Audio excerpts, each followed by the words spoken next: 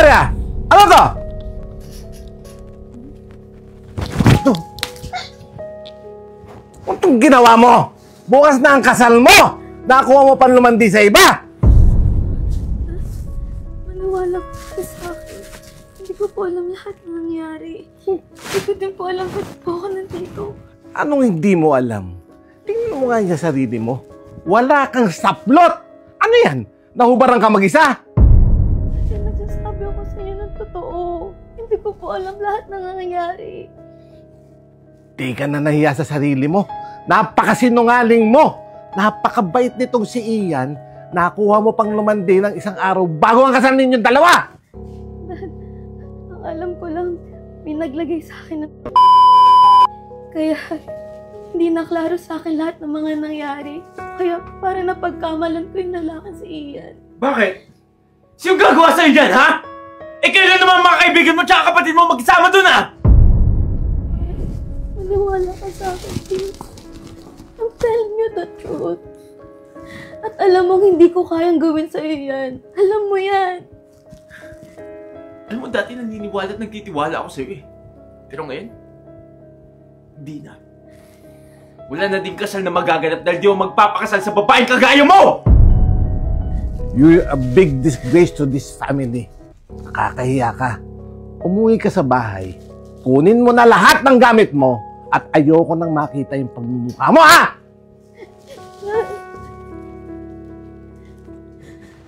Iyan, diba magkasama tayo kagabi? Alam mo na walang nangyari sa akin, diba? Please tell them the truth. Please help my sister, please. Bakit ko naman gagawin yun? Anong pakialam ko sa'yo? Problema mo na yan. Bida-bida ka kasi.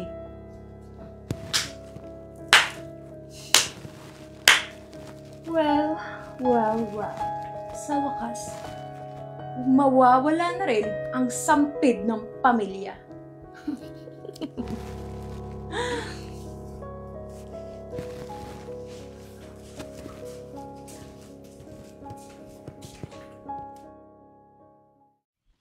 Buti naman at kinuha mo na yung mga basura mo. By the way, nasarapan ka ba sa hinanda kong lalaki sa'yo kagabi? Seems like you fucking enjoy the night, ha? Ano? Ikaw nag-set up sa akin? Of course! Because I'm better than you. So you should know your place. Dapat ako lang yung matitirang anak ni Daddy dito. Bakit? Hindi ka naman totoong anak ni Daddy, ah. Bakit mo ako sinisiraan sa kanya? Alam mo, hindi lang naman yan yung gusto kong makuha eh.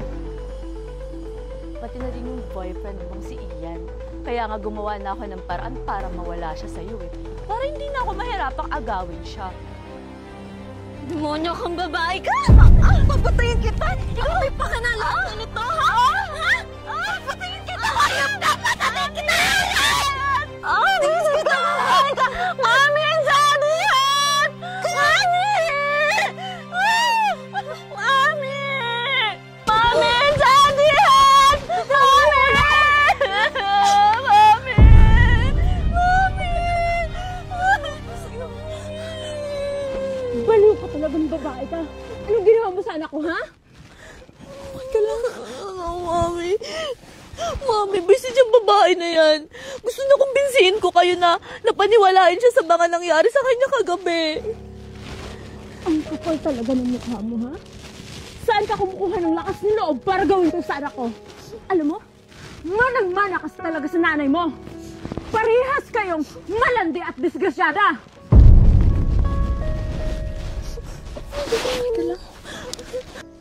Umalis ka na ditong babae ka.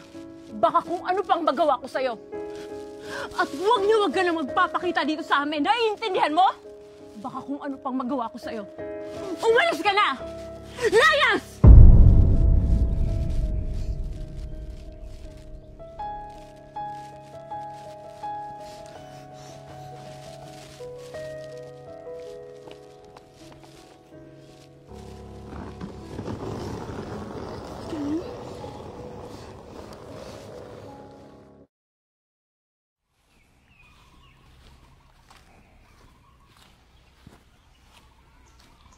Oh, Mr. Neyman. Good morning. Good morning, sir. Nandito ka. Anong kailangan mo sa akin? So, may importante sana akong sasabihin po sa inyo. Ganun ba? Pwede ka. Maupo tayo. So, my secretary told me na anak niyo daw to.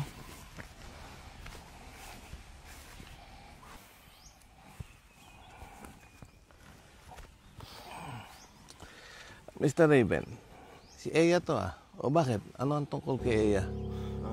Actually, sinetap niya ako. Sinetap niya kami ng anak mo. Sinet up? Si Eya ay anak ng bago kong asawa. So, anong ibig mo sabihin sinet up? Niloloko ako ni Eya. Ang hinahanap ko talaga ay isang ladyboy. At gagamitin namin to sa darating event dito sa Thailand.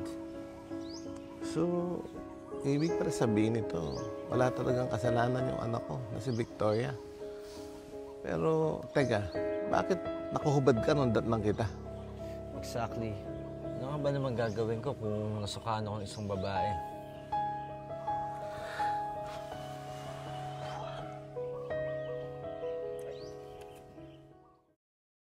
Pinatira ko yung dalawa sa bahay natin kasi gusto ko para maging isang pamilya tayo. Kasi mahal ko mama mo. Pero anong ginawa mo? Sinira mo pamilyang to.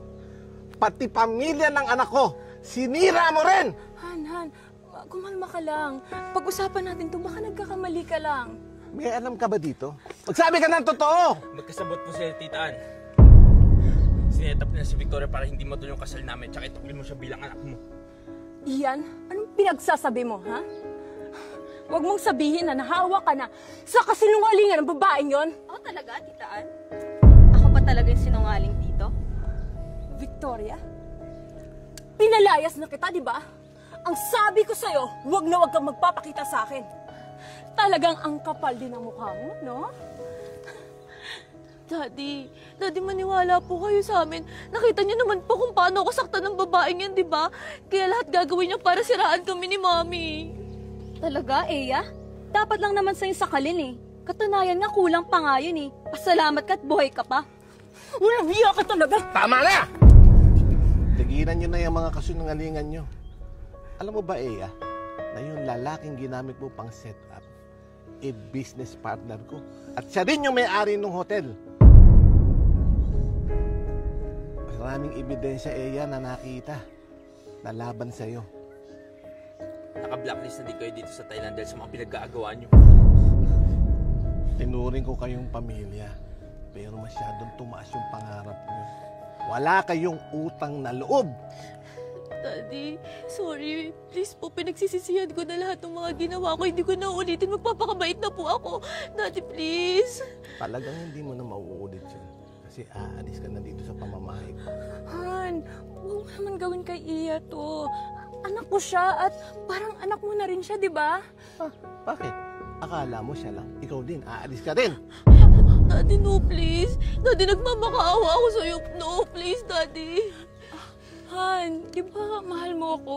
At sabi mo gagawin mo ang lahat. Ibibigay mo lahat para mapasaya kami ng anak ko. Kaya mo pang sabihin sa akin yan. Pagkatapos ng ginawa niyo sa anak ko, umalis na kayong dalawa. O gusto niyo tumawag pa ako ng polis? Layas!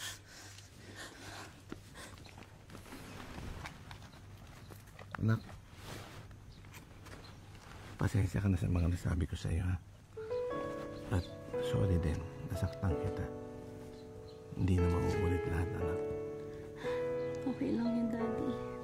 Hindi niyo naman po alam na patibong ng lahat ng I will feel the same kapag nasa posisyon niyo ako. Babe, sorry din mas pinaniwalaan ko pa yung ibang tao kaysa sa'yo. Nadala lang siguro ako ng emosyon. Anak, hindi na mauulit to. Hindi ko nahahayaan na merong ibang taong sisira sa pagsasama natin. Ikaw yata ang unika iha ko. Ikaw na lang ang meron si Daddy.